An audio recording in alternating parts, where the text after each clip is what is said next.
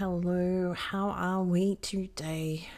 It is a Jane Doodle day today and a little bit of watercolouring. So these are the Gansai, I could be pronouncing this wrong, Gansai Tambi Kiritaki.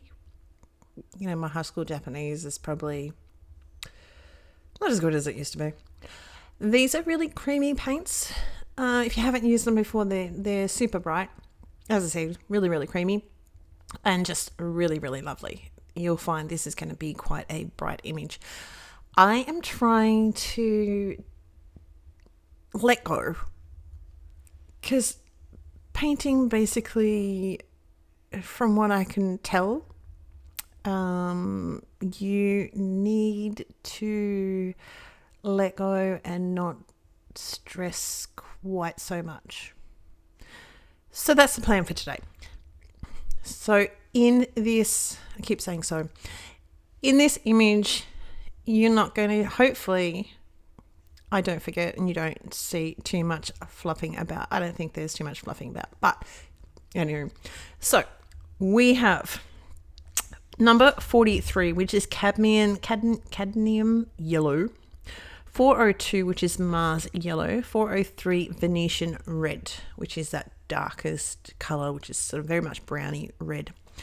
I have about 3 sets of this only because I had a smaller set and then I bought the extras that sort of came out, and now in the last year or two, maybe more, I think year or two, they've brought out another smaller pack. So it's really a mixture of the three. I'm trying to figure out how I'm going to, because it's annoying me. I have to get that set out and I have to get that set out and have to get that set out.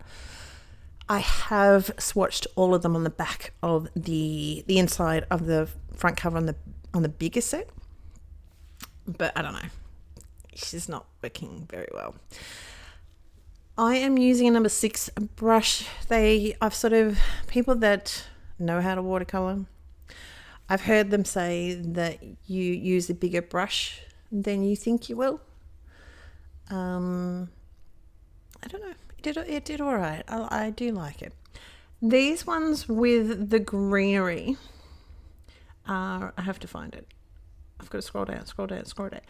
The greenery is 53 sap green, I should say, and 54 olive green, which is the one that you can see my hand we're using. And I'm just trying to drop in colour here and there. And it's the same with the background. I love how the background turned out. It's pretty, if I do say so myself, pretty stinking awesome. For a bit of fun, we're going to use the Imperial Violet, which is number 38. I am going to go through and play with this a little bit, but still trying not to allow too much, really not to allow me getting into my head a bit. Because when you copy color, it's a lot more detailed, so I'm trying to let go. I have dried off my paintbrush and picked up some of that darker colour. We're just going to see how it dries. I am going to tap off, dip my paper towel into that and just pick some of that up because it's quite bright, but that's all right. The top, there's a little tiny bit in the corner there, which I will get around to doing. I've just wet it a little bit to see what was going to happen with that. Not much, but that's all right. This is all experiment. I haven't used them for a while. This tree is, again, a mixture of the colours, but we do have a very darker colour of raw umber deep. So we've got the 403, which is the Venetian red, which is the darkest one that we had in the sky, and the umber. Now I have put lines of the umber through because what I found, this image, the paper, it's not the image, it's the paper, didn't really move too much once I put it down. I really think that's the paper. It's not the inks, because I'm sure these paints are a lot better than that. So, but I'm trying to use up this cardstock, so That's what we do. I've missed out places here, there, and I'm just trying to make sure that I've got it nice and close to my images. We've got black for the bat. He's going to be fully coloured in. I am going to patch up those colourings. The doorway there, as you can see, this is how it was meant to be drawn. I was hoping that it would fade back a little bit more, not really grey, but you know what I mean? Like, not, because it's black, but it turned out to be black, basically. But it's all good. It's all good. It's all good in the hood. The raw umber is going to be for our pumpkin stalks, stems, whatever they are. I'm going through with the Imperial Violet and just going around the edges of the, I want to call them tiles, but I don't think they're tiles, not where people celebrate shingles. No, that's the, I don't know, the roof. Okay. So I'm just doing a line, hoping, see, that sort of brings that out a little bit. But again, I'm doing a line. It's literally a line. I'm not blending that in whatsoever. And just going around and detailing those a little bit. I am going to change to a smaller brush, which I think is a size 2, if I remember correctly. Did I mark it down? No, I did not. I'm pretty sure it's size 2 for Into the House, but that's okay.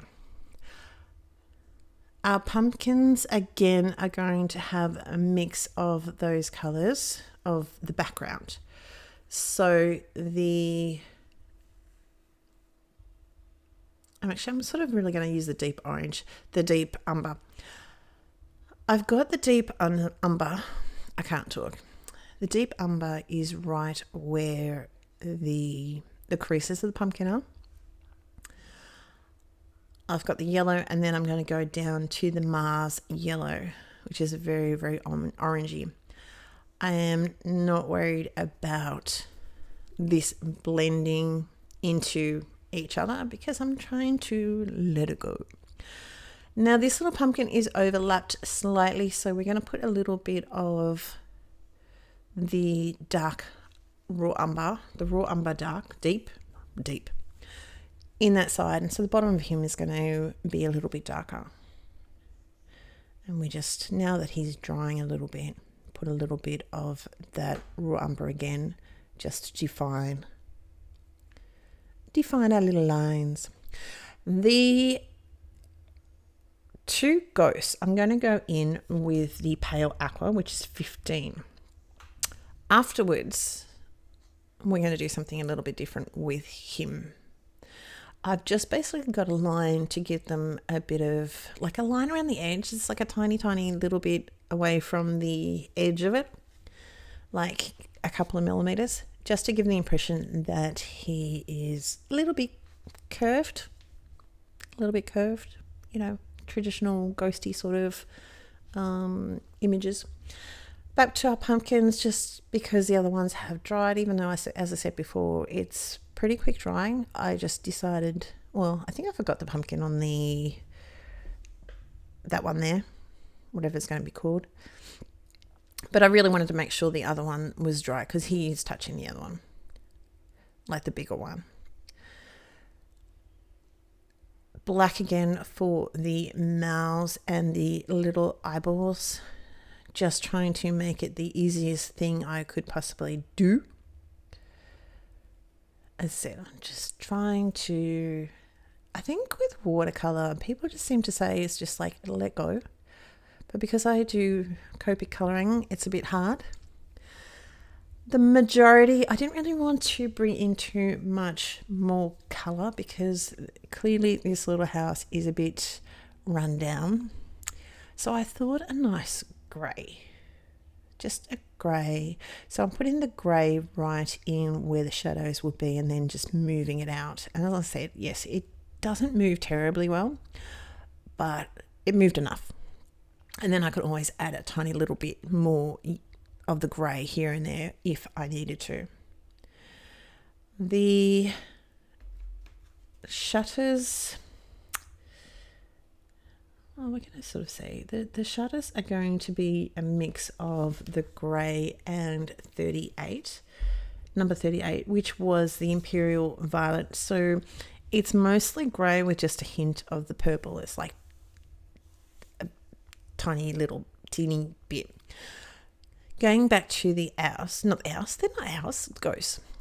I am just putting a little, trying to be very, very faint, but trying to put a little bit of the colour, a watered down bit of the colour. I've got this white with the Imperial Purple for the rest of the roof behind this dude. As you can see, it's a lot lighter because if it's looking through something, I still want the ghost to be there, but here I want him to, you know, stand out. And again, a little bit of the colour from the Mars Yellow, because strictly speaking, it's sort of in that area where the Mars Yellow is, and just blotting that off with a paper towel again. So it's a hint of a colour. That's the theory behind it. The ghost on the right there, I'll come back to him in a little bit. This is a mixture again with the warm grey. So this is a Venetian red and the grey. It's a dot of the Venetian red. It's nothing much at all, but it gives the illusion, it gives a look of that warm grey. Again, not playing too much. We're going to go through and water that down through our ghost again and soften that until basically I'm happy. I'm going to finish off our other little bits and pieces. We've still got to do our shutters, but we are coming towards the end. So if you like this video, hit the subscribe button. I would be really honored. And just, yeah, hit the bell. It just helps the channel move and sort of more people interact with me. Leave a comment down below. What is the best thing that you like to do for Halloween? Because here in Australia, which I have mentioned before, we don't do a lot. Like the kids used to do trick-or-treating and that sort of thing. And honestly, I'd be lucky if I've got 2 families. I think at the height I had about 2 families that would come to the house. So we just don't bother. One of the families is now moved away and the other one sometimes comes around, but honestly, it doesn't happen. It doesn't happen. So what's the favorite thing apart from trick and treating? Like, do you go all out with your decorations? Or clearly people here in Australia, they do it, but not in my area so much. I didn't want to add too much, so we're going to use a marker. This is just a Sharpie marker and go around, and it's like a tiny bit, you know, it's like probably 2 millimeters, and it's just going to help frame it. And then I've got a little bit of foam tape. This is a top folding card, which is not something I do very often, and it's sort of a cream. So I decided I need a little bit more, so we've got a little bit of Winker Stella in our ghosties, and that is it from me. As I said, if you like this video, hit the subscribe button, and I will see you back very, very soon. Take care. Bye.